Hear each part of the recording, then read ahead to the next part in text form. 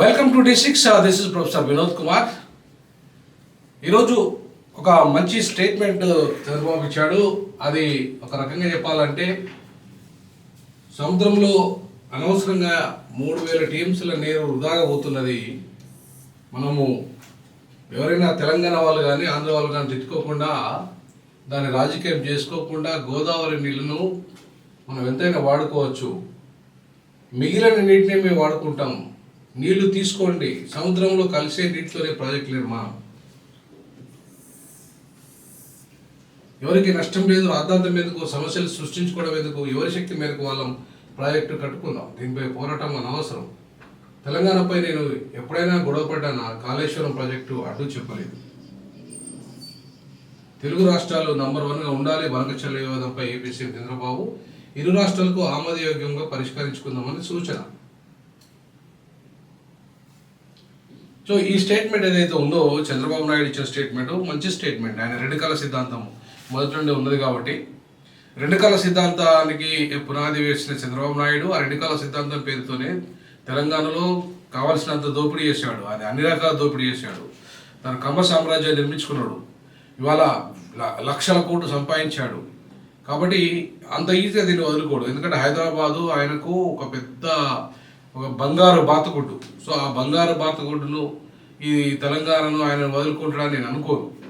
కాబట్టి వచ్చే ఎన్నికల్లో కూడా ఆయన పోటీ చేయాలి ఇక్కడ. కాబట్టి రేపు మళ్ళీ ఇదే కూటమి టీడీపీ అలాగే జనసేన అలాగే బీజేపీ కూటమి రేపు అధికారంలోకి రావడానికి ఒక ప్రయత్నం ఇక్కడ జరుగుతుంది. కాబట్టి సో ఈ క్రమంలో ఆయన తెలంగాణతో కానీ తెలంగాణ వాదులతో కానీ తెలంగాణ పోరాట యోధులతో కానీ ఆయన ఎన్నడూ కూడా కొట్లాడ పెట్టుకోలేదు. నాతో కూడా ఆయన గంట సేపు చర్చించాడు.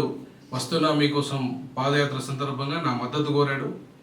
నా మద్దతు కోరినప్పుడు కూడా నేను చెప్పడం జరిగింది స్పష్టంగా, మీరు తెలంగాణకు లేఖ ఇవ్వండి, సామాజిక తెలంగాణ అనండి, బీసీ ముఖ్యమంత్రి అనండి, ఖచ్చితంగా మీకు మద్దతు ఇస్తామని చెప్పాం. అట్లాగే వర్గీకరణ అనండి, మాదిగల మద్దతు దొరుకుతుందని చెప్పడం జరిగింది.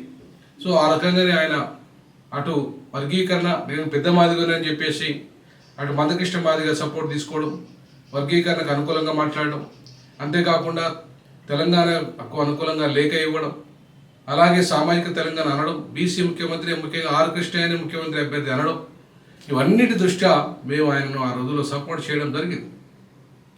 సో కాబట్టి ఆ రోజు ఆయనకు సముచితమైన స్థానాలే రావడం జరిగింది.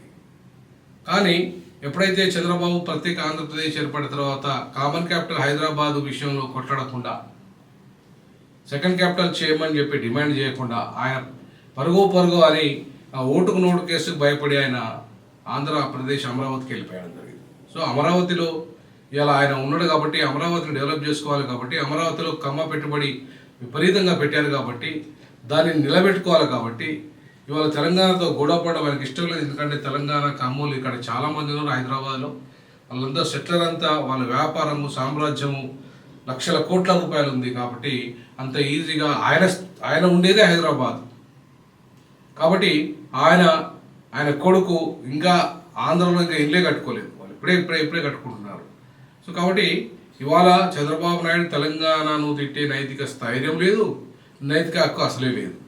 ఈ క్రమంలో కాళేశ్వరానికి కూడా నేను ప్రాజెక్ట్ అడ్డు చెప్పలేదని చెప్పేసి ఆయన అంటున్న మాట వాస్తవం కాదని. ఎందుకంటే ఆయన ఎంత తగలాలో అంత తగిలిండు, కానీ ఆయన వల్ల కాలేదు. ఎందుకంటే కేసీఆర్ ఇవాళ తెలంగాణ ఒక అస్తిత్వంగా మారిండు, తెలంగాణ గొంతుగా మారిండు, తెలంగాణకు ఇలా ఐకాన్గా మారిండు కేసీఆర్. సరే ఆయన పేద ఎన్నెన్న అవినీతి ఆరోపణలు రావచ్చు, కుటుంబ పాలన అనే పేరు రావచ్చు, ఇంకేమన్నా రావచ్చు. బట్ తెలంగాణ అస్తిత్వాన్ని కాపాడింది మాత్రం కేసీఆర్ అనే విషయాన్ని తెలంగాణ ప్రజలు గమనించారు కాబట్టి ఆయనకు 10 ఏళ్ళు అధికారంలోకి ఇచ్చిండు. ఆయన శిష్యుడు అయిన రేవంత్ రెడ్డి ఆయనది రెండు కళ సిద్ధాంతమే. ఆయన కూడా ఇలా ఈయన మోచేతులు నీళ్ళు అయినోడే కాబట్టి ఇవాళ ఆయన కాలేజీ కూడా అక్కడే చదివింది కాబట్టి సో ఇవాళ స్కూల్లో బీజేపీలో కాలేజీ టీడీపీలో చేశాడు. ఇవాళ పని మాత్రం కాంగ్రెస్లో చేస్తున్నాడు. ఆయన చెప్పుకున్న విషయమే మనం చెప్పిన విషయం కాదు అది. సో కాబట్టి రేవంత్ రెడ్డి చంద్రబాబు నాయుడు ఇవాళ ఏంటంటే ఆయనకు అక్కడ లోకల్ బాడీ ఎన్నికలు లేవు కాబట్టి ఆంధ్ర సెంటిమెంట్ రగిలించే పరిస్థితి ఇప్పట్లో లేదు. సో తెలంగాణను ఎందుకు దూరం చేసుకోవాలా? ఒకవేళ లోకల్ బాడీ ఎన్నికల్లో తెలంగాణలో ఒకవేళ తెలుగుదేశం పోటీ చేస్తే రేపు తెలంగాణలో ఆయన ఈ ప్రజల యొక్క ఓటు అవసరం కాబట్టి తెలంగాణతో పంచాయతీ పెట్టుకునే పరిస్థితి ఆయనకు లేదు కాబట్టి ఖచ్చితంగా ఆయన ఈ మాటలే రెండు కళ్ళ సిద్ధాంతాల మాటలే మాట్లాడతాడు. సో ఇవాళ ఈ రెండు కళ్ళ సిద్ధాంత ఆ గురువుకు శిష్యుడైన రేవంత్ రెడ్డి మాత్రం ఇవాళ ఏదో తెలంగాణ కాపాడుతున్నట్టు, తెలంగాణ ఆయనే ఉద్ధరించినట్టు, తెలంగాణ ఆయనే ఏదో చేసినట్టుగా, తెలంగాణ అంటేనే ఆయన, ఆయన అంటేనే తెలంగాణ అనే కలరింగ్ ఇచ్చే పరిస్థితి ఇలా బొమ్మ మార్చుడు, అలాగే టీజీ మార్చుడు, ఇవన్నీ కేవలము ఆయన తన అస్తిత్వాన్ని అంటే ఆంధ్ర అస్తిత్వాన్ని, సంకరాకిన అస్తిత్వాన్ని పోగొట్టుకోవడానికి పనికొస్తాయి తప్ప ఆయన ఎవడు కూడా తెలంగాణ నాయకుడిగా కానీ తెలంగాణ వాదే కానీ గుర్తించే పరిస్థితి లేనే లేదు. సో ఈ క్రమంలో ఇవాళ ఈయన ఇచ్చిన ఒక స్టేట్మెంట్ మాత్రం వాస్తవము. సముద్రంలో కలిసే నీటితోని మాత్రమే ప్రాజెక్టులు మేము నిర్మించుకుంటాం, మీ నీళ్ళను వృధా మీ మిగిలిన నీటిని వాడుకుంటాం తప్ప మేము మీకు రావాల్సిన వాటర్ని మాత్రం మేము కొట్టేయమని చెప్పేసి గోదావరిపై స్పష్టత ఇచ్చాడు. సో అందుకే ఇవాళ సముద్రంలో కలిసే నీళ్ళు ఆయన వాడుకుంటే మనకేం పోయేది లేదు.